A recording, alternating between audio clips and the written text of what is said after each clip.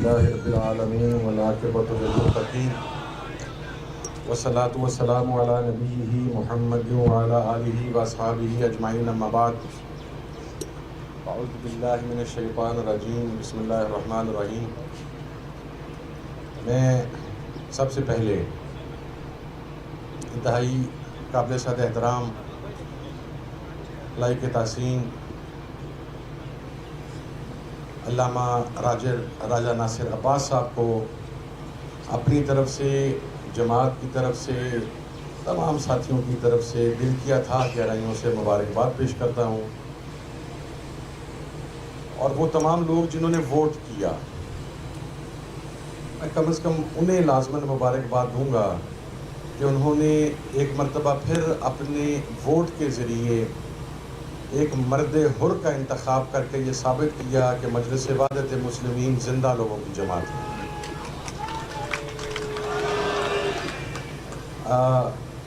اولاً تو میں بڑا مشکور ہوں کہ میرے لیے ٹائم کا وہ جو پابندی تھی وہ ختم ہوئی، لیکن میں پھر بھی زیادہ نہیں لوں گا، 2-3 گزارشات ہی کروں گا۔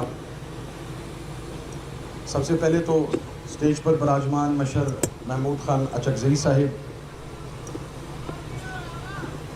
Leader of the opposition national assembly محترم عمر ایوب صاحب، سیکرٹری جنرل پاکستان تحریک انصاف محترم سلمان اکرم راجہ صاحب،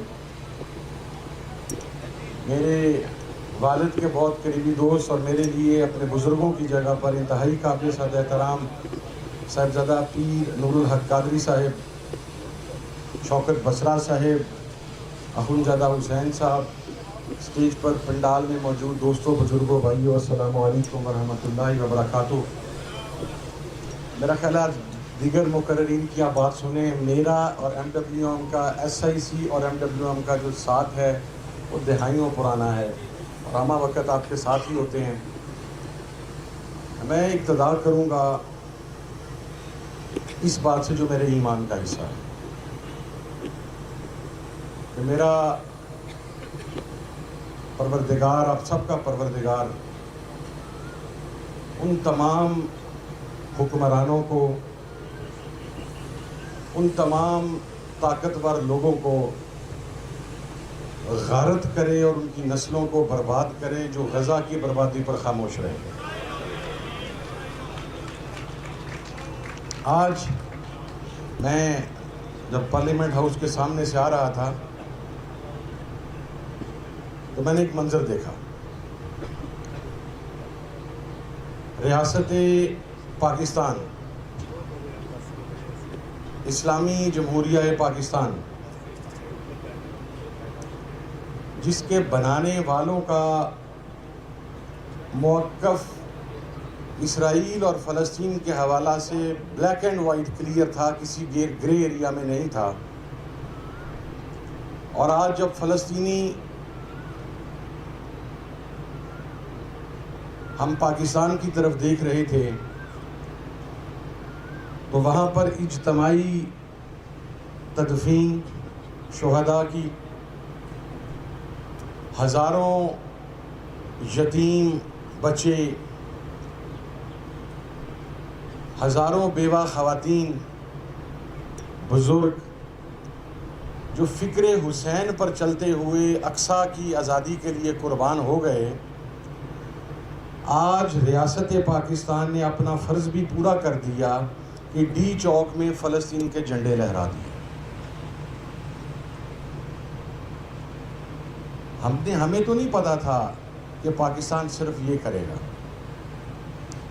مجھے اسپیکر قومی اسمبلی نے ایوان میں تو بات پوری نہیں کرنے دی، میں آج یہاں پر کر دیتا ہوں کہ ہم تو چھوٹے چھوٹے بچے تھے جب ہمیں پتہ چلتا تھا کہ ہمارا میزائل، اس کی رینج تل ابیب ہے، ہمارے جہاز کتنی دیر میں تل ابیب پہنچ سکتے ہیں، اسرائیل خوفزدہ صرف پاکستان سے ہے۔ تو آج میرا سوال یہ ہے کہ ان میزائلز کی بیٹریز ایکسپائر ہو گئی ہیں یا ان کے لانچنگ پیڈز خراب ہو گئے ہیں،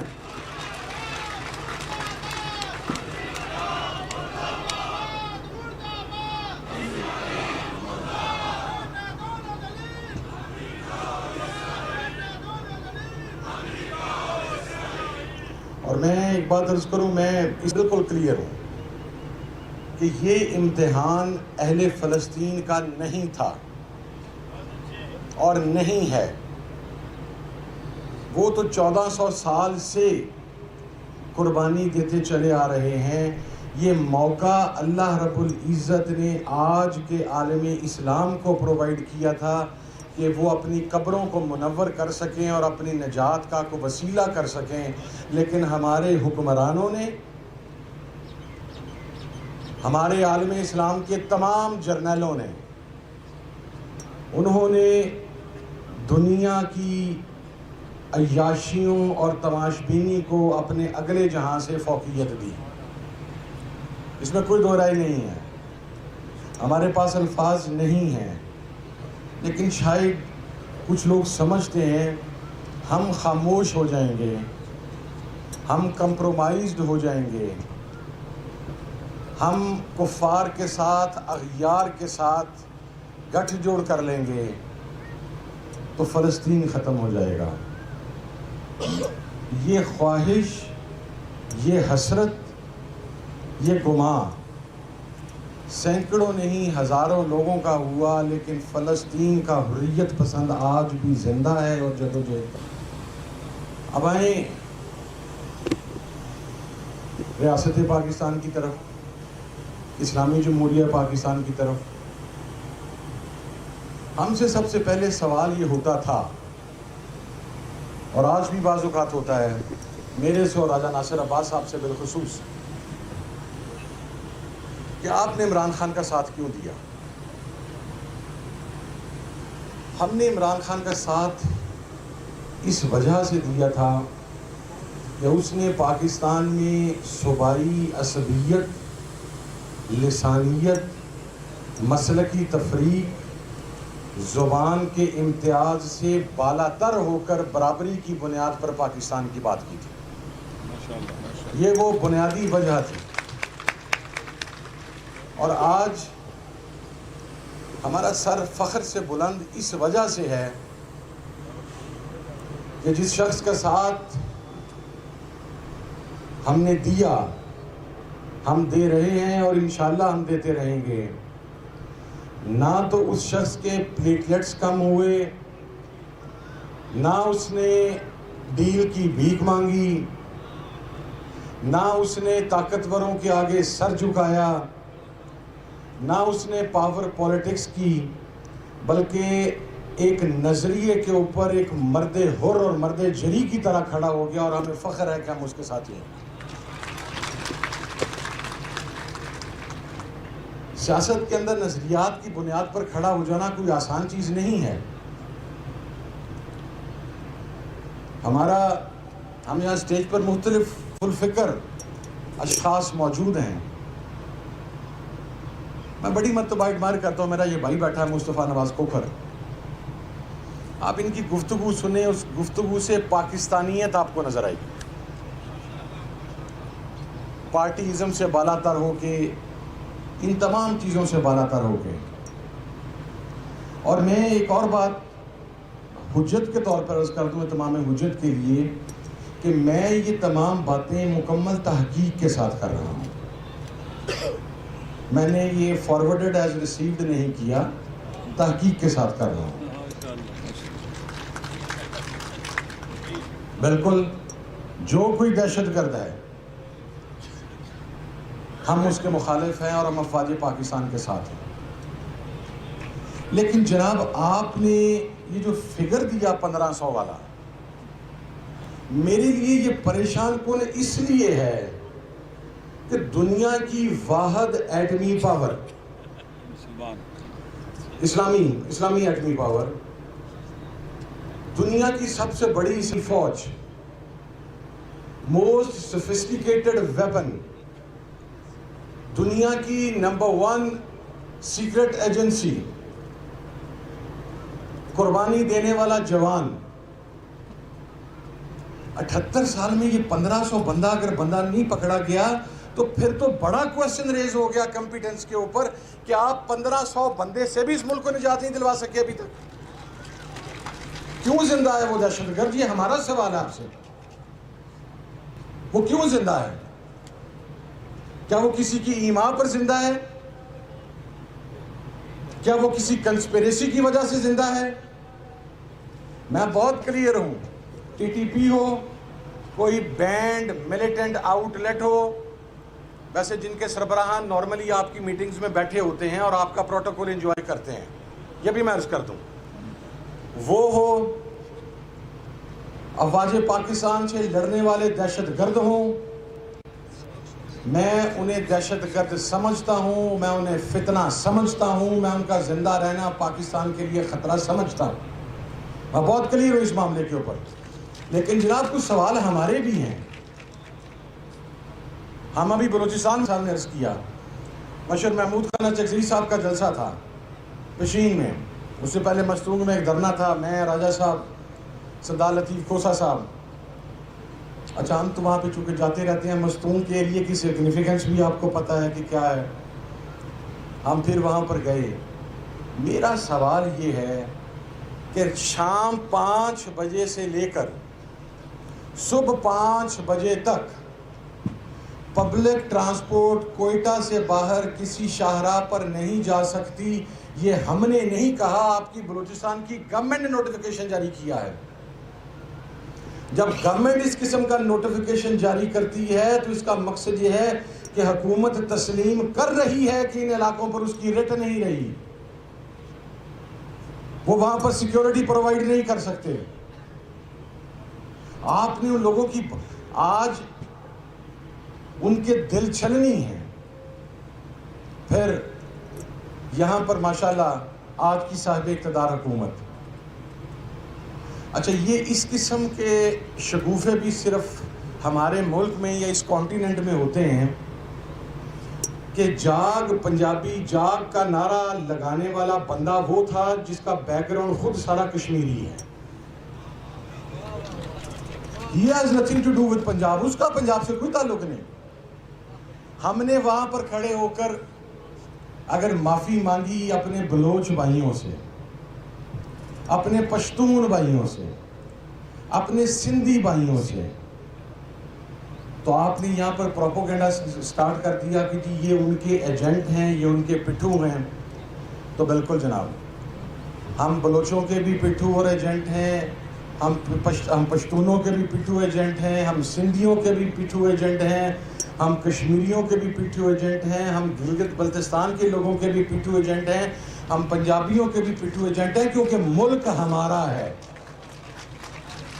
اگر ایک بھائی کسی وجہ سے آپ سے ناراض ہے، آپ میرٹ آف دا کیس نہیں جاتے اس وقت جب پنچایتی نظام میں بیٹھ. اصل مسئلہ بھی یہ ہے نا کہ آپ آج تک کسی پنچایتی نظام میں بیٹھے نہیں، آپ کسی خاندانی نظام کا حصہ نہیں رہے.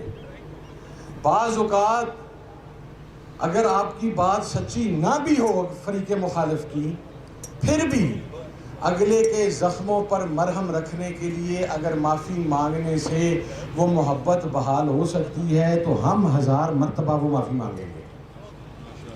اور رہ گئی بات جاگ پنجابی جاگ کی، تو بھائی جان ہمارے حال پہ رحم کریں اور میری زبان پہ میرے پہ رحم کریں.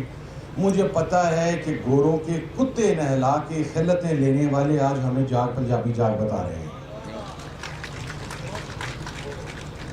ہم وہ نہیں ہیں جن کو جاگیریں وہاں سے ملیں. ہمارے اجداد کا کریکٹر 1857 کی جنگ آزادی سے سامنے ہے. ہم تمام لوگ،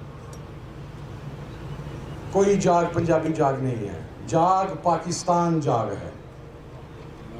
ہم ایسی صوبائی عصبیت کے اوپر نہیں کھڑے ہوتے. ظلم جہاں پر ہوگا، اگر آپ حسینی فکر کے فالوور ہیں اور دل سے ہیں، تو علاقہ، زبان، نسل، رنگ چھوڑ کے بغیر دیکھے بغیر آپ کا حق کا ساتھ دینے کے لیے کھڑے ہوں گے.